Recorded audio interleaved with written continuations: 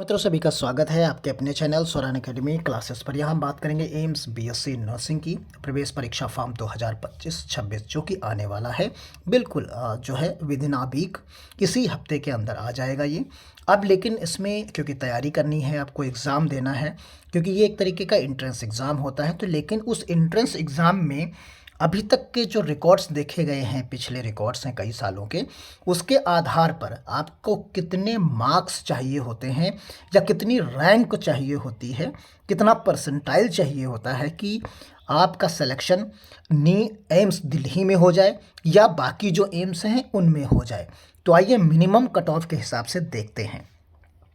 देखिए, अगर हम पिछले साल के हिसाब से रिज़ल्ट की बात करेंगे कि जो रिज़ल्ट है उसका जो नोटिफिकेशन आया था उसके हिसाब से जो परसेंटाइल यहाँ पर दिया जाता है। देखिए, ये इस तरीके की एक लिस्ट आती है जब आप एग्ज़ाम देते हैं, उसके बाद जब रिज़ल्ट डिक्लेयर होता है तो ये इस तरीके से परसेंटाइल लिखा होता है यहाँ पर, और उसके सामने यहाँ पर ओवरऑल रैंक लिखी होती है। तो ये दो चीज़ें यहाँ पर आपको यहाँ पर दिखती हैं। तो आप देख सकते हैं यहाँ पर 91 परसेंटाइल होने के बाद भी 8,900 जो है 52 रैंक है, या 91.2 है, तो 9,061 रैंक है आपकी। तो ये परसेंटाइल और रैंक और नंबर, इन तीनों पर हम इसी के आधार पर बात करेंगे। जो 2024 में जो सेलेक्ट हुए लोग, ये 2024 के आधार पर है। आपको हम बता दें, इसी के आसपास हर साल रहता है। तो अगर आप अनरिजर्व श्रेणी में आते हैं,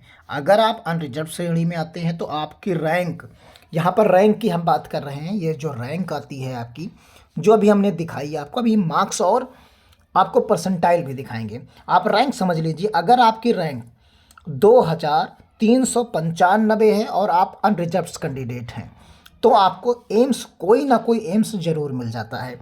इसी तरीके से अगर आप ओबीसी हैं तो अगर आपकी रैंक यहाँ पर 2577 तक आती है तो आपको ओबीसी नॉन क्रीमी लेयर में आपको एडमिशन एम्स में, किसी न किसी एम्स में मिल जाता है।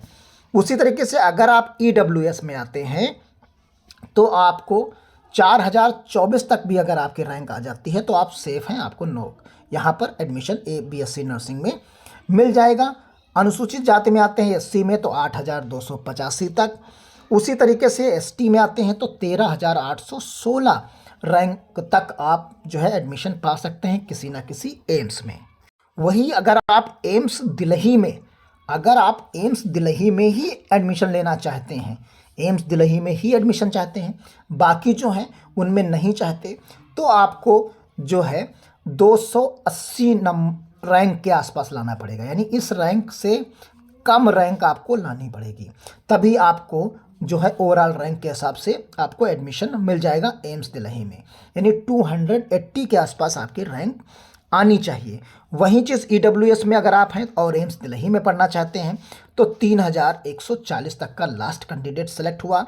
ओबीसी में जो है 1,689 नंबर तक, रैंक तक सेलेक्ट हुए, और एससी में 6,162 तक, और इस तरीके से आप यहाँ पर देख सकते हैं। तो ये दिल्ली के लिए कट ऑफ था। इसी को अब यहाँ पर हम देख सकते हैं एम्स बीएससी नर्सिंग 2024 के ही टर्म्स में परसेंटाइल और रैंक दोनों को जो है यहाँ पर हम देख सकते हैं। तो हमने जैसा बताया कि अनरिजर्व कैंडिडेट अगर आप हैं तो 2,395 रैंक अगर आपकी ओवरऑल है तो आपका जो परसेंटाइल होगा वो 98.08% होगा। ये परसेंटाइल अगर आपका आता है तो आप सेफ जोन में हैं। और इसी तरीके से अन्य पिछड़ा वर्ग की बात करते हैं तो अन्य पिछड़ा वर्ग में अगर आप देखेंगे तो इस रैंक तक इतना परसेंटाइल आता है 97.5 परसेंटाइल तक।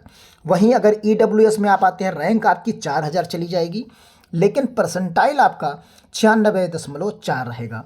एससी में रैंक 8,285 रहेगा और परसेंटाइल आपका 93.6 रहेगा। एसटी में वही चीज़ 13,816 रहेगी और यहाँ पर 87.1, यानी आप देख सकते हैं मिनिमम एसटी का जैसे कट ऑफ है तो वो भी 87.1 परसेंटाइल है। अब इसी को हम मार्क्स में कन्वर्ट करके आपको दिखाते हैं। यहाँ पर इसी चीज़ को अगर आप देखेंगे तो यहाँ पर आपको मिलेगा कि अनरिजर्व्ड के लिए 23, 2395 नंबर तक अगर आपके हैं, रैंक तक है, तो आप सेलेक्ट हैं।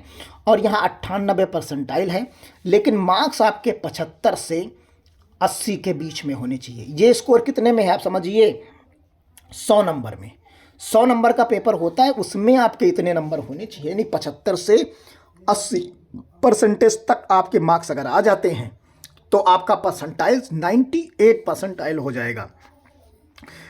ओबीसी का जो आप देख सकते हैं, ओबीसी में वही मार्क्स आपके 73 से 78 के बीच में होने चाहिए, यानी 73 प्लस ही मार्क्स होने चाहिए, तब आपका सिलेक्शन एम्स में हो जाएगा, किसी न किसी एम्स में।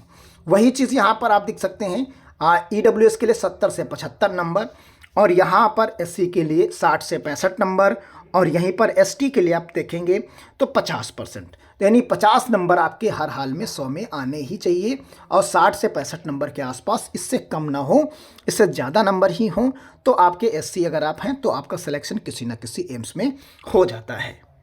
वहीं अगर आप दिल्ली एम्स के लिए बात करते हैं, दिल्ली के लिए अगर आप दिल्ली के लिए बात करते हैं, जो दिल्ली एम्स हैं उसके लिए अलग से हम आपको बता देते हैं, क्योंकि यहाँ पर रैंक 280, परसेंटाइल आपका 99.2, और यहाँ पर मार्क्स आपके 85 से 90 नंबर के आसपास होने चाहिए। आप समझ लीजिए, इतने ज़्यादा जब नंबर आपके आएंगे, कितने में, 100 में, आउट ऑफ 100 इतने नंबर जब आएंगे तो आपको दिल्ली एम्स अनरिजर्व्ड में मिलेगा। वहीं पर ईडब्ल्यूएस में अगर आप आते हैं तो ये 73 से 78 नंबर भी अगर आप ले आए तो आपका काम चल जाता है, क्योंकि यहाँ रैंक 3140 तक ये चीज़ है। उसी तरीके से अन्य पिछड़ा वर्ग में अगर आप आते हैं तो आपके लिए, नॉन क्रीमी लेयर में अगर आप आते हैं तो आपको 1689 98 परसेंटाइल, और यहाँ 78 से 83 नंबर, यानी जहाँ जनरल को 85, वहीं यहाँ पर 83 नंबर आपको लाने होंगे। ईडब्ल्यूएस में आपको 78 नंबर तक लाने होंगे।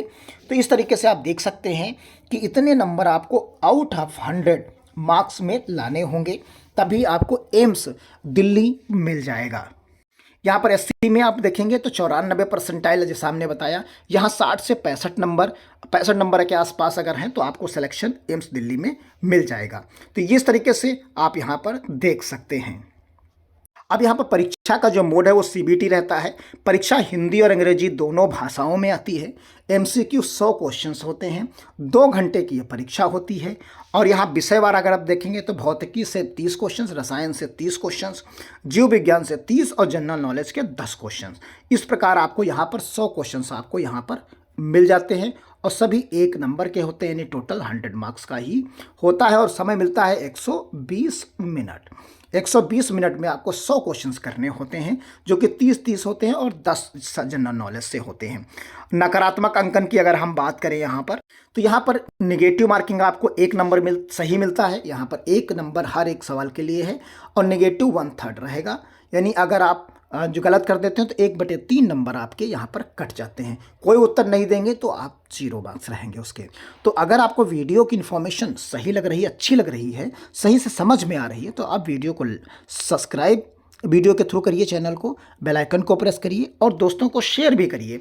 और इसी को टारगेट रख कर आप जो है आप तैयारियां शुरू कर दीजिए। तो ये इस तरीके से कट ऑफ, अगर आपको क्वालिफाई ही करना एग्ज़ाम को, एम्स मिले या ना मिले, तो आपके लिए ये रहता है। ये सिर्फ क्वालिफाइंग होता है। आप काउंसलिंग में पार्टिसिपेट करने के लिए 50% इसके लिए, 45 ओबीसी के लिए, और एससी एसटी के लिए 40% लाना ही लाना होगा। यानी 100 नंबर में 50 नंबर आपको लाने होंगे। यहाँ पर 45 नंबर से भी काम चल जाएगा, और यहाँ 40 से भी काम चल जाएगा। यानी ये 100 नंबर के जो है उसमें रहता है। तो इस प्रकार आप चीज़ों को समझ गए होंगे। फॉर्म इसी हफ्ते आ जाएगा, और ज़्यादा डिले नहीं होना है। तो यानी आप तैयारियां अगर करना चाहते हैं तो इस कट ऑफ, इस वीडियो को देखने के बाद आपको टारगेट आप सेट कर पाएंगे। अगर वीडियो अच्छा लगा तो शेयर जरूर करिएगा, और अपने दोस्तों को शेयर करिए, और जो ग्रुप्स हैं उन पर, व्हाट्सएप ग्रुप पर, सोशल मीडिया पर, कहीं भी शेयर करिए, जिससे लोगों तक पहुँचे और आप इस टारगेट को अचीव कर सकें। और एक ग्रुपिंग करके पढ़ाई करिए, जिससे आपको कम से कम फीस में आप पढ़ाई कर पाएंगे। और इससे सस्ता कुछ नहीं है, कहीं पर भी सस्ता नहीं है कि इससे सस्ती फीस वाला आपको इंस्टीट्यूट कोई नहीं मिलने वाला भारत में।